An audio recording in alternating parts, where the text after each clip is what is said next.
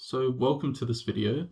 In this video, we're going to talk about the LDN Movements versus MK Mavericks match, which Jamie himself said was one of the matches that could have cost them the title, and we're going to see if it actually did cost them the title. So in this match, the overall score was 6-6, and here you can see the shot map. In this shot map, we can see that most of LDN Movements' chances come on this side, on the right side of the pitch, and some of them are further away. They have a few central shots and very little on the left side. MK Mavericks, on the other hand, have a lot of central shots while having less of these wide shots. What this means is that most likely their XG per shot is going to be higher, and this is a problem for LDN Movements because it means that even though they're expecting to have a lot of shots and they may be thinking that their shots are going to have good output, it won't actually have it. And so we can see what actually happened throughout the match in this XG timeline.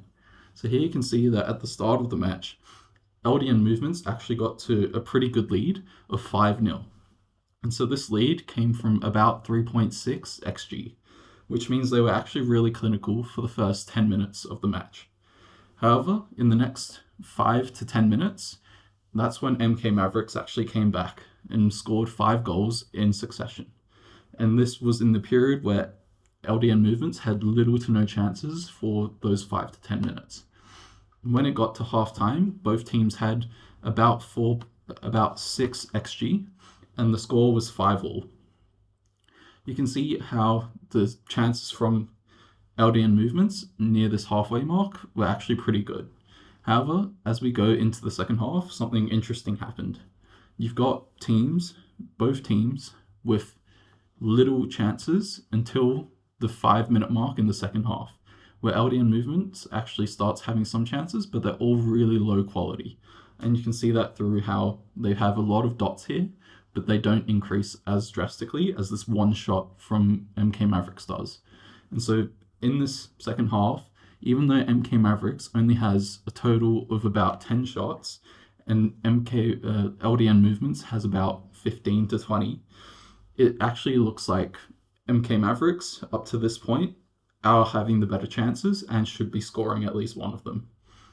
That is until the end of the match, the last 5 minutes, where MK Mavericks actually gets a red card for 2 minutes, and this results in the flurry of XG shots here, which are about 7 of them. And so this takes them from around 8.5 XG to all the way to a 10 XG. So they get 2 XG worth of shots in this span here.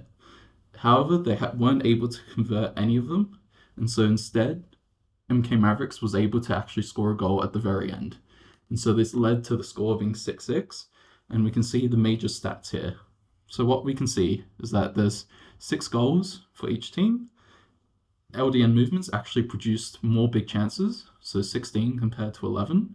We've actually got big chances missed of 11 to 7, which actually corresponds with the XG timeline that we see. There's definitely some good chances, especially this one near halftime, but they just weren't able to convert.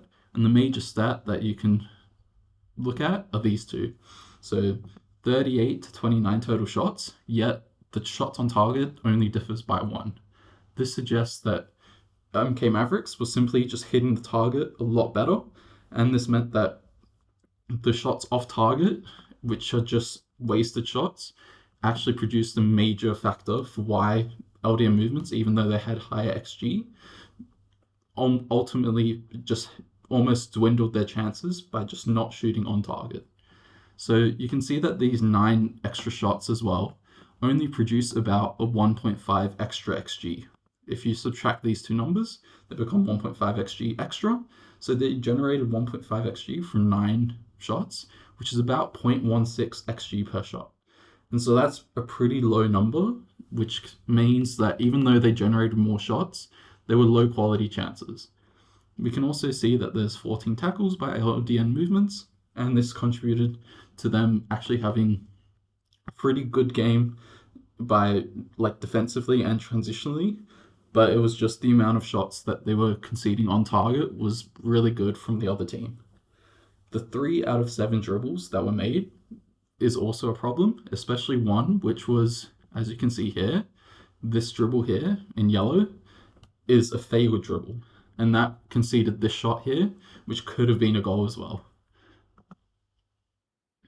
Next, we go on to the player ratings. So as you can see, Liam actually had a very good game, the best game in the team, with his 2 goals and 2 assists. And he produced this shot map, so you can see that a lot of his chances came from really close to the goal, and he had a few outside chances as well, which when matched up, produced him a 2.48 XG total, which meant that he was slightly underperforming what he could have, especially with these 2 block shots. And then he also had a 0.28 XG per shot, which is pretty good. I think one of the highest in the team for a high volume shooter. Next is Igor, who was playing mostly as a centre back this match, but he did have 5 assists from 1.76 XA. So all of his passes that he played through actually resulted in a goal. And so these key passes were really key for him getting this high rating, as well as his tackles. So 4 tackles won. We also have Freddie, who was pretty much a standard, exemplar striker for this match. So he had 11 shots with 3 goals from 2.9 XG. Obviously, he overperformed the model slightly, and he had 0.26 XG per shot with 2 successful dribbles out of 2. So in this match as a forward, he did his job really well. With Andre, he had a really high quality chance from really close and centrally, which meant that his total XG was 0.59 when coupled with his far range shot. And he also produced 1 assist, which led him to a 6.9 rating out of 10. We have Felipe, who had 1 shot on target, off target actually, and this was a 0.5 XG chance, which meant that he had a pretty good chance to score.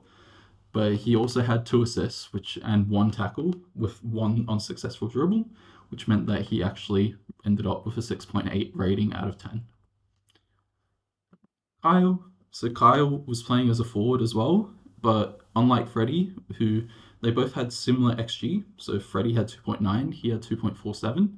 Kyle only scored 1 goal and played 1 assist, and so this really led to his rating being a 6.3. You can see that most of his chances were actually good chances, he just wasn't able to put them away. For Fabio, he had 1 shot, which was on a strange angle, but pretty close to the goal. So he got a 0.31 XG per shot. And so just back to Kyle, he's got one of the higher XG per shots for above 5 shots with 0.35, but 0.31 is a pretty good chance. With 1 assist and 1 key pass, he wasn't as involved. And that shows through him being mostly a centre back rather than a forward or a midfielder. Jamie didn't really have any contributions because he was injured this match. Gu had 1 shot. Osama had 4 shots from long range.